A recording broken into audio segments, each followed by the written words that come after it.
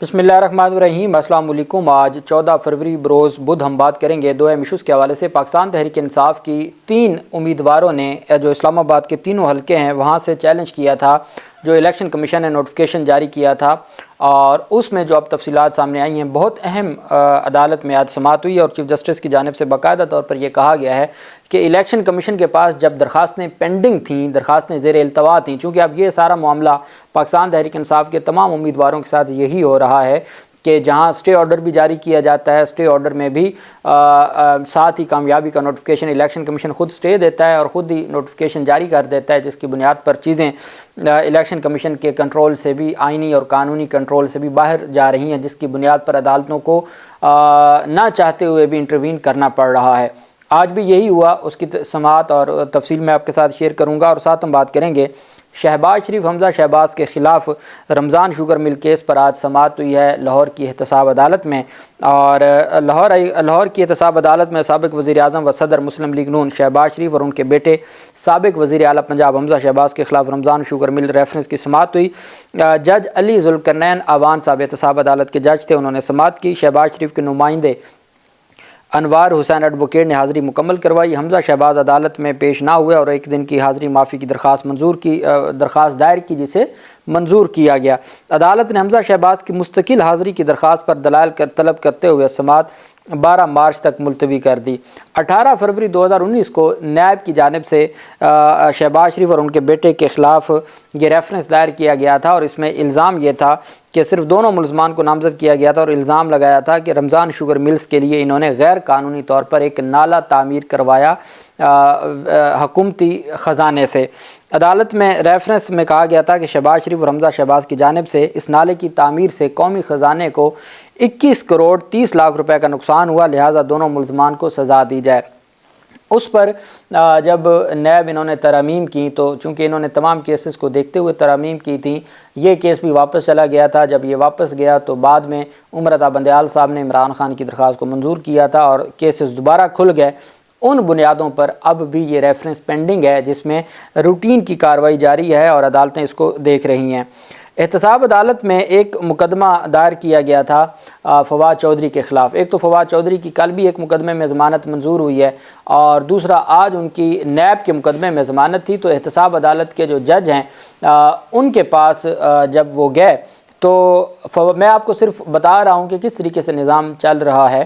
ان کے پاس جب گئے تو ان سے جج صاحب سے یہ گزارش کی کہ جناب والا، اب تو الیکشن بھی ہو گئے ہیں، اب آپ نے کیا نکالنا ہے، مہربانی کر کے آپ مجھے ضمانت دے دیں۔ اب جب الیکشنز ہو گئے ہیں تو الیکشنز کے بعد تو میرے خلاف کوئی ایسی چیز رہتی نہیں ہے، تو آپ مہربانی کر کے مجھے اب رہا کر دیں، ضمانتیں میری منظور کر لیں اور مجھے رہا کر دیں۔ اس پر پھر جو الیکشن کمیشن کے جو جج صاحب تھے، انہوں نے فرمایا کہ اب یہ تو میں نہیں جانتا کہ آپ کو کب رہا کرنا ہے، یہ تو جنہوں نے آپ کو گرفتار کیا وہی بتا سکتے ہیں کہ آپ کو کب رہا کرنا ہے۔ یہ باقاعدہ طور پر معزز عدالت کی جانب سے یہ تھے۔ احتساب عدالت اسلام آباد میں شکوہ جواب شکوہ، الیکشن ہو گئے، اب کیا نکالنا ہے مجھے جیل میں رکھ کے، فواد چودھری نے یہ کہا۔ اور اس پر پھر جو جج تھے شاہ رخ ارجمند صاحب، جو کہ احتساب عدالت کے جج تھے، انہوں نے کہا کہ ان سے پوچھیں جنہوں نے آپ کو جیل میں رکھا ہے کہ آپ کو کب نکالنا ہے۔ یہ عدالت میں ریمارکس دیے گئے، اور اسی طریقے سے جو نظام ہے وہ چلایا جا رہا ہے۔ دوسری جانب پاکستان تحریک انصاف کے جو 3 امیدوار ہیں، آج دلچسپ بات یہ ہوئی کہ مسلم لیگ نون کے جو امیدوار وہاں سے جتوائے گئے ہیں، جو 50-60 ہزار کی لیڈ سے ہارے ہوئے تھے، ان کو جتوایا گیا۔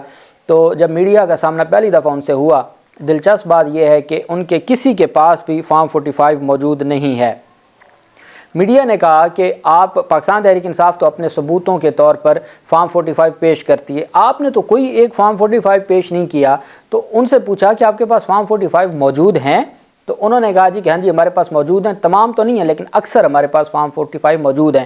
اس پر پھر صحافیوں نے سوال کیا کہ آپ کب قوم کے سامنے پریس کانفرنس کر کے اپنے فارم 45 قوم کے سامنے رکھیں گے اور بتائیں گے کہ جی یہ فارم 45 ہے؟ تو انہوں نے کہا جی ہمیں جب عدالت بلائے گی ہم عدالت پیش کر دیں گے، ہم میڈیا کو دینے کے پابند نہیں ہیں۔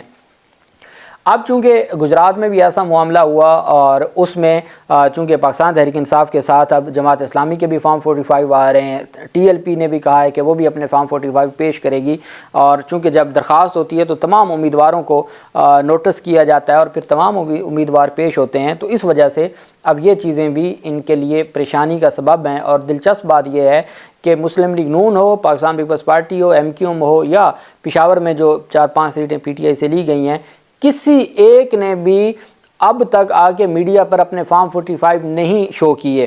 اور بھلے نواز شریف کا حلقہ ہو تو مسلم لیگ نون کو چاہیے تھا کہ وہ ان کے سربراہ کا حلقہ ہے، اور اگر الزام ہے کہ فارم 45 پی ٹی آئی نے کو غلط بنائے ہوئے ہیں تو آپ کو اپنے فارم 45 پریس کانفرنس کر کے میڈیا کے سامنے لانے چاہیے تھے۔ اخلاقی جو جیت کے لیے بھی آپ نے ٹیکنیکلی تو آپ جیت گئے، اخلاقی جیت کے لیے بھی آگے عدالتوں نے فیصلہ کرنا ہے کہ کس طریقے سے ساری چیزوں کو لے کے چلنا ہے، تو یہ چیزیں بہت اہم تھیں۔ لیکن کسی نے بھی، نہ ایم کیو ایم اپنے فارم 45 سامنے لا رہی ہے، نہ پیپلز پارٹی لاتی ہے، نہ نون لیگ لاتی ہے، اور نہ ہی فضل الرحمان، تو یہ سارا سلسلہ ایسے ہی جاری ہے۔ بہرحال اب انہوں نے کیا کیا کہ اسلام آباد کے تینوں حلقوں سے متعلق الیکشن کمیشن نے ایک آرڈر کیا کہ آپ نے فائنل رزلٹ جاری نہیں کرنا، اور اس میں ایک نقطہ لکھ دیا مشروط سٹے کا، اور ہم نے اسی دن ڈسکس کیا تھا کہ یہ ڈنڈی ماری گئی ہے۔ الیکشن کمیشن نے کہا کہ اگر اب تک فائنل نہیں ہوئے تو آپ جاری نہ کریں۔ تو الیکشن کمیشن نے کیا کیا کہ ایک طرف سٹے آرڈر جاری کیا، اور جب سٹے آرڈر جاری کیا وہیں پہ ان کی کامیابی کا نوٹیفیکیشن ریٹرننگ افسر نے جاری کر دیا فارم 49، اور ساتھ الیکشن کمیشن نے بھی نوٹیفیکیشن جاری کر دیا، جبکہ 3 دن کا نوٹس جاری کیا ہوا تھا۔ اب درخواستیں الیکشن کمیشن کے پاس پینڈنگ تھیں، لیکن اس کے باوجود ان کی جو کارروائی ہے وہ انہوں نے آگے بڑھا دی۔ اسی پر یہ سارا معاملہ آج پھنس گیا۔ پی ٹی آئی کے شعیب شاہین، علی بخاری اور عامر مغل عدالت میں پیش ہوئے۔ دوران سماعت چیف جسٹس عامر فاروق نے ریمارکس دیے کہ الیکشن کمیشن کو تو پتہ تھا کہ ان کے پاس ایک درخواست پڑی ہے، کیا یہ مناسب نہیں تھا کہ پہلے کمیشن اس درخواست پر فیصلہ کرتا اور پھر کامیابی کا نوٹیفیکیشن جاری کرتا؟ جب ایک معاملہ پینڈنگ تھا تو انہوں نے کامیابی کا نوٹیفیکیشن کیسے جاری کر دیا؟ وکیل الیکشن کمیشن نے کہا کہ الیکشن کمیشن نے درخواستوں پر نوٹس جاری کیے، فارم 47 میں پوسٹل بیلٹس کا نتیجہ شامل نہیں ہوتا، اور درخواست گزاروں کا الزام صرف فارم 47 کی حد تک ہے۔ چیف جسٹس نے ریمارکس دیے کہ کمیشن کے پاس درخواست تو پینڈنگ ہے نا، اس پر فیصلہ ہونا چاہیے، جس پر وکیل الیکشن کمیشن نے کہا کہ کمیشن نے اپنے آرڈر میں لکھا تھا کہ اگر کنسولیڈیشن نہیں ہوئی تو روک دی جائے۔ چیف جسٹس نے ریمارک دیا کہ اس کو چھوڑ دیتے ہیں، ریٹرننگ افسر نے پہلے کنسولیڈیشن کی ہوئی تھی یا کر لی ہوگی، الیکشن کمیشن کو تو معلوم تھا کہ اس کے پاس درخواست زیر التوا ہے۔ اگر ریٹرننگ افسر نے کوئی نتیجہ جاری کیا تھا تو آپ نے، الیکشن کمیشن نے کیوں اپنے پاس درخواست پینڈنگ ہونے کے باوجود کامیابی کا نوٹیفیکیشن جاری کیا؟ اس وقت تو کامیابی کا نوٹیفیکیشن چیلنج ہے اور درخواست گزار کہتے ہیں کہ کامیابی کا نوٹیفیکیشن کل عدم قرار دیا جائے، تو آپ نے کیا کیا؟ الیکشن کمیشن کو پہلے ان درخواستوں پر فیصلہ نہیں کر دینا چاہیے تھا۔ شعیب شاہین نے ہفتے کے روز اسلام آباد ہائی کورٹ میں درخواست دائر کی، کسی جج کی عدم دستیابی کے باعث درخواست سماعت کے لیے مقرر نہ ہو سکی۔ جب ہائی کورٹ میں درخواست دائر ہوئی تب کمیشن نے نوٹیفیکیشن جاری نہیں کیا تھا۔ پیر کے روز نوٹیفیکیشن جاری ہونے کے بعد پھر درخواست میں ترمیم کر کے دوبارہ دائر کرنی پڑی ان کو۔ الیکشن کمیشن نے ایک آرڈر کیا، وہ ریٹرننگ افسر تک پہنچ سکا نہیں پہنچ سکا، چلیں ٹھیک ہے، لیکن الیکشن کمیشن کو خود تو اپنے فیصلے کی حیا کرنا چاہیے تھا، اور اپنے فیصلہ جو انہوں نے خود حکم امتناع جاری کیا تھا، نوٹس جاری کر دیا تھا، رپورٹ طلب کر لی تھی، تمام امیدواروں کو طلب کر لیا تھا، تو پھر ایسا کیا ہوا کہ آپ کو کامیابی کا نوٹیفیکیشن آپ کو جاری کرنا پڑ گیا؟ چیف جسٹس عامر فاروق نے اہم ریمارکس دیتے ہوئے کہا کہ نوٹیفیکیشن تو آپ کی اپنی غلطی ہے نا، میرٹ پر ہم نہیں جا رہے، لیکن ایک درخواست جو زیر التوا ہے اس پر فیصلہ تو کریں۔ کمیشن نے درخواست منظور کرنی ہے یا مسترد کرنی ہے، لیکن فیصلہ تو کریں۔ یہ ایک قانونی معاملہ ہے اور اسے قانون کے مطابق دیکھا جانا چاہیے۔ بنیادی باتوں پر تو اب ہمارا اتفاق ہے کہ درخواست التوا میں ہے، اور اب دیکھنا یہ ہے کہ حل کیا ہے۔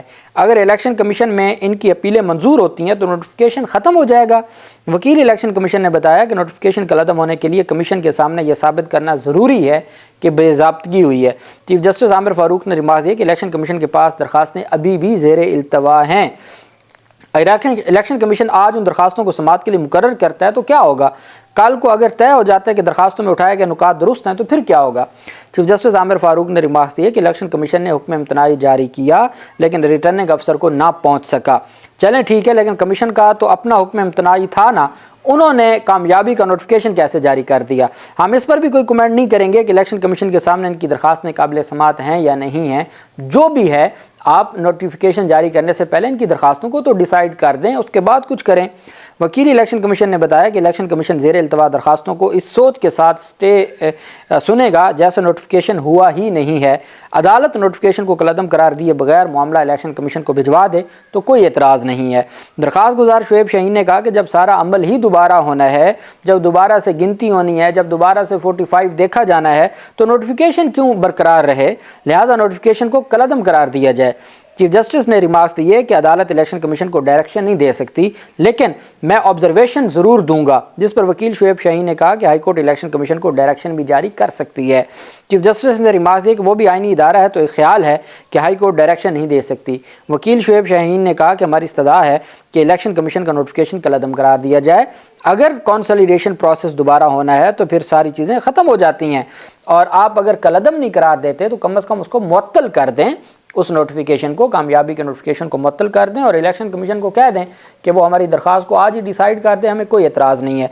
लेकिन ये हमें स्टे ऑर्डर मिल जाए और स्टे ऑर्डर के बाद ये तरीक़ेकार हो कि उनको जो है वो कामयाबी के नोटिफिकेशन उनके हाथ में पकड़ा दिए जाए, फिर जो चीज़ें हैं वो आइन और कानून के मुताबिक नहीं चल सकती। और ज़रूरी ये है कि आइन और कानून ही मुल्क में प्रीवेल करे, और जो इनकी ख्वाहिशात हैं या इनकी जो मन मर्ज़ी है ये किसी सूरत नहीं होना चाहिए। और हर सूरत पाकिस्तान तहरीक इंसाफ को जो उनका हक़ है वो मिलना चाहिए। तीनों सीटें पाकिस्तान तहरीक इंसाफ की हैं, ये उनकी जानिब से कहा गया है। अब देखना ये है कि पाकिस्तान तहरीक इंसाफ के लिए और जो चीफ जस्टिस आमिर फ़ारूक साहब ने इसके ऊपर फ़ैसला महफूज किया है, एक बात उन्होंने बड़ी वाज़ेह कह दी है, ऑब्जर्वेशन उन्होंने भरी अदालत में दे दी है कि जब हुक्म इम्तना इंटैक्ट था तो इलेक्शन कमीशन ने नोटिफिकेशन कैसे जारी किया, इलेक्शन कमीशन का नोटिफिकेशन जारी करना दुरुस्त नहीं था। और अब कामयाबी का नोटिफिकेशन मुअत्तल हो, कलअदम हो, डायरेक्शन हो, ऑब्जर्वेशन हो, जो भी तफसीलात होंगी आपके साथ शेयर करेंगे। अल्लाह पाक पाकिस्तान कामयाब नासिर हो। बहुत शुक्रिया। अल्लाह हाफिज़। पाकिस्तान जिंदाबाद।